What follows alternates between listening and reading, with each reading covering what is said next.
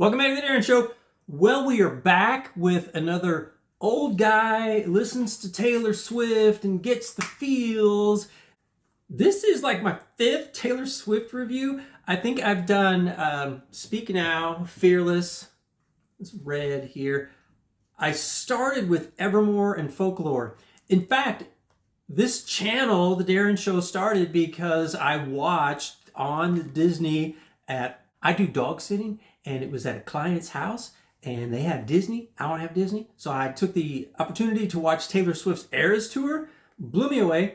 I had not ever really heard much from Taylor except for whatever you just run into on the radio or pop culture. I didn't have any of her albums or anything. So that kind of got me to want to dig into it.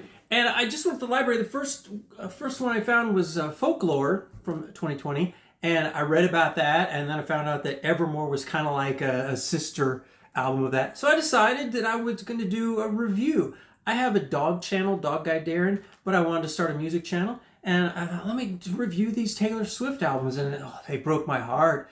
But I decided I wanted to go back and listen to more Taylor Swift and then review it. I have not yet done 1989, Lover. I've got to do some catching up. I haven't done Reputation. So there are a lot of songs, of course, I've heard a lot of Taylor Swift, but I hadn't really got into the albums and listened to deep album tracks. So just going back and grabbing these again, I get my stuff at the library. I happen to have the Taylor's version of this.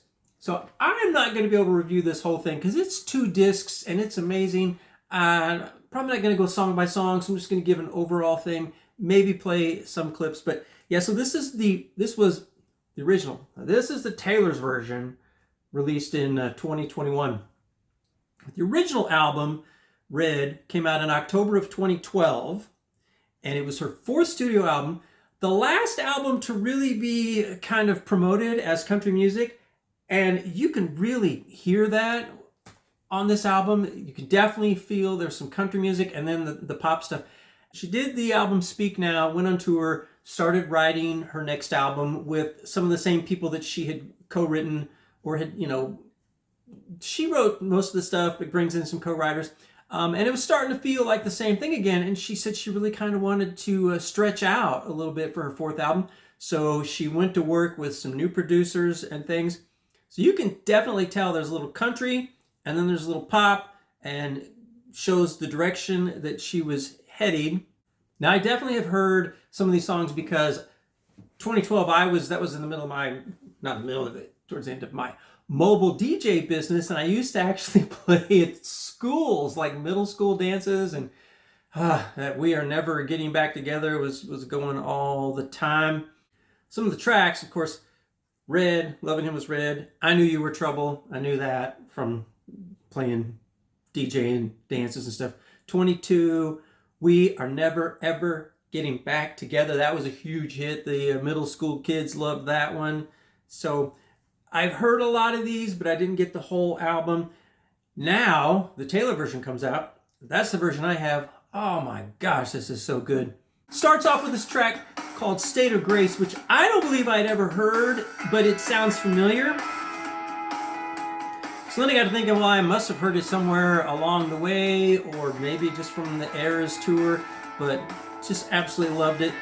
This is a breakup album, and much like I said in my reviews for Folklore and Evermore, man, it's hard to listen. If you've been through a breakup recently, or if you've had your heart broken, it's hard to listen to some of these because the sadness just washes over me. I'm very emotional anyway. And this is a breakup album. Now, of course, I'm not the 18, 20 something female, but who hasn't had a broken heart? I'm emotional. I love love. I hate breaking up. I hate the pain that heartache causes. So I guess that's why I always love sad stuff. And man, the Taylor Swift stuff, everything comes from her heart.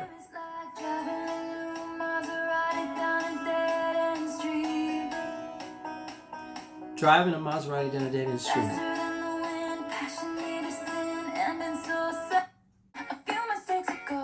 So this is definitely a pop song.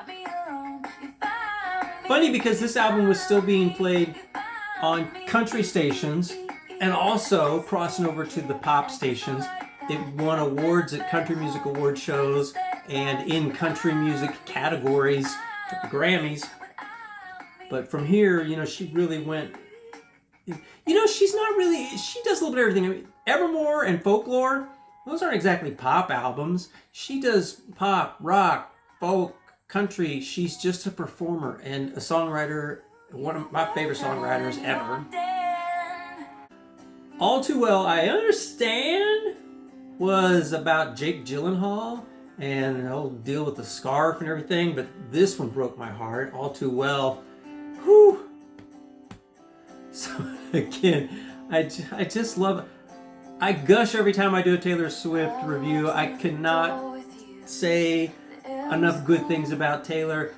I'm a singer, songwriter, not a singer. I'm a songwriter. I write my own stuff. I don't sing very well. But I know how hard it is to write a good song, and she consistently writes great songs year after year. It just gets better. And it's hard. It makes you want to, as a songwriter, you go, what am I even doing? You know, what does anybody need to hear from me? 22, which if you've seen the Eras tour, you know, Taylor Swift, pretty big song. But this still has kind of a younger person country type of feel. Harkens back to some of her earlier albums. We are never ever getting back together. Still emotionally a younger person, maybe feeling. Certainly not as emotionally mature as some of her later work. Very catchy, definitely a pop song. Stay, Stay, Stay, another great upbeat track. Again, I hadn't necessarily heard a lot of these, but then I'm listening to the album and it all sounds familiar. It all sounds good. It's all catchy. Half one foot in the country, one foot in the pop. She was doing great. This is Holy Ground. I think this has a little bit of a country feel. The Last Time. Woo! Now, if you talk about moving into an adult-sounding, emotional song.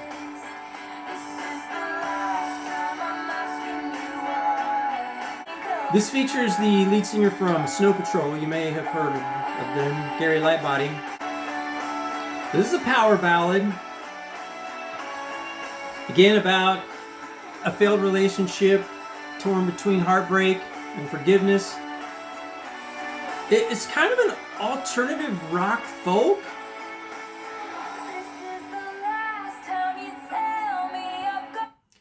I mean, she's just really gone in a lot of different directions. And to me, this is a wonderful album and a great transition from early Taylor to later Taylor, which is exactly what she said that she wanted to do.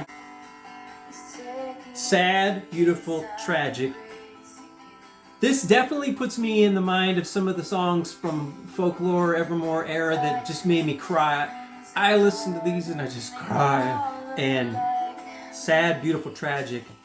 So, in some ways this album is what some people might say all over the place. But since I like all kinds of music and all kinds of genres, I love this. Give me the slow ballad, give me the pop rock, the country, upbeat, we are never getting back, all that stuff. I'll take it. The lucky one. As I said earlier, I gush over Taylor Swift, but it's because it's all great. Any of these songs would be a hit on anybody else's album, and they just keep going one after another, hit after hit, that weren't actually released, weren't actually hits, but you can't. Here you go, I love this. So when I was a kid, you get an album. You could buy singles, yes, but for the most part, you buy an album, you listen to it all the way through, you flip it over, you listen to it again. And then there were some of them that, you might listen to the first side of the album, or maybe just a couple of songs, and flip it over to the second. Pick and choose songs here and there because you couldn't listen all the way through. But for the most part, you did listen all the way through, and you knew the albums from start to finish, and you didn't just get singles here and there. And for me, Taylor Swift has kind of returned to that because I can listen to her albums all the way through. There's not a bad spot, not a bump in the road or anything. It's just one good song after another. And the more I listen to these, I'm overwhelmed. I'm like, how does she keep writing all these great songs, you know? Everything has changed. This features Ed Sheeran.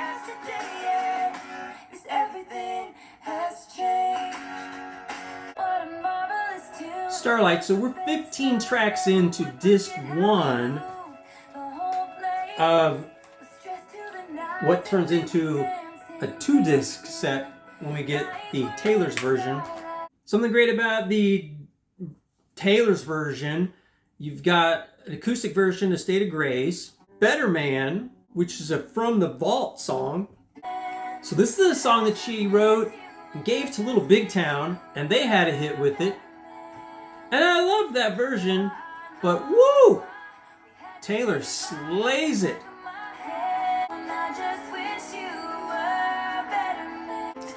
Another track from the Vault, Nothing New. This features Phoebe Bridgers.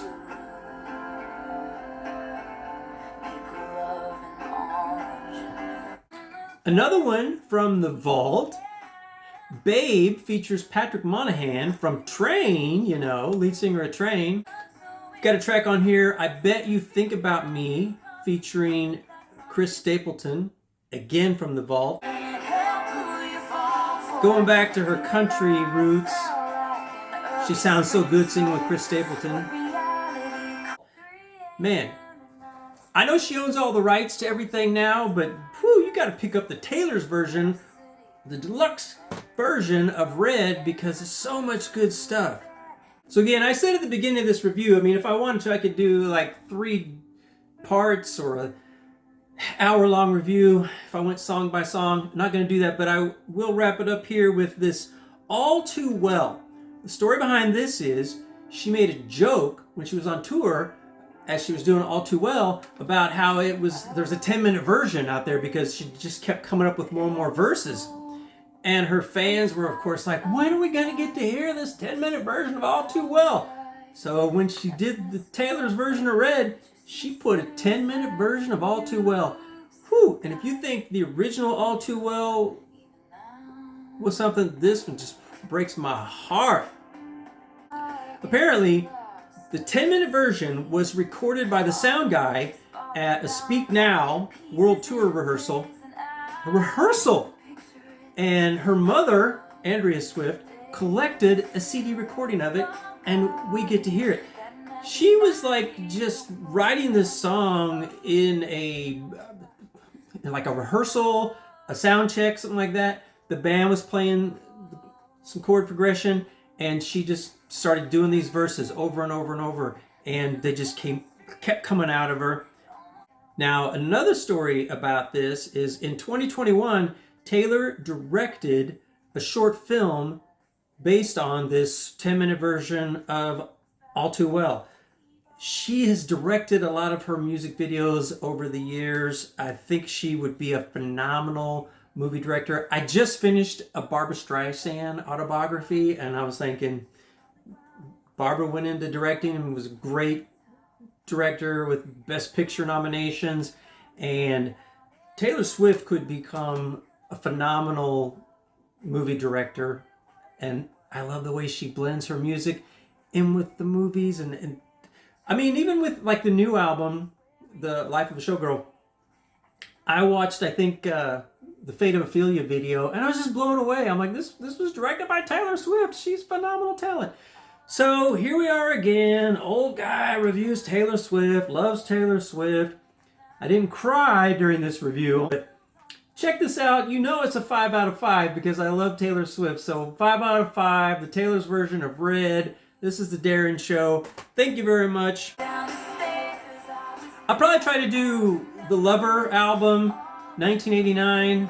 I don't know anything about the Reputation album. I do know the 1989 album because Ryan Adams, not Bryan Adams, Ryan Adams, the I Still Love You New York, he recorded the whole album. He did an album called 1989 where he just reinterpreted the entire Taylor Swift 1989 album. So I basically have heard that because I listened to his and I've heard a lot of songs off of that. But I'm interested to get Reputation. I don't know if I know too much about that, but eventually I'm going to review every Taylor Swift album. I have not listened to the last two albums in their entirety. I've going back and started from the beginning, and I'm checking out everything from the early stuff so I can work my way up and see how she progressed and just get blown away all over again. Thanks for watching, everybody.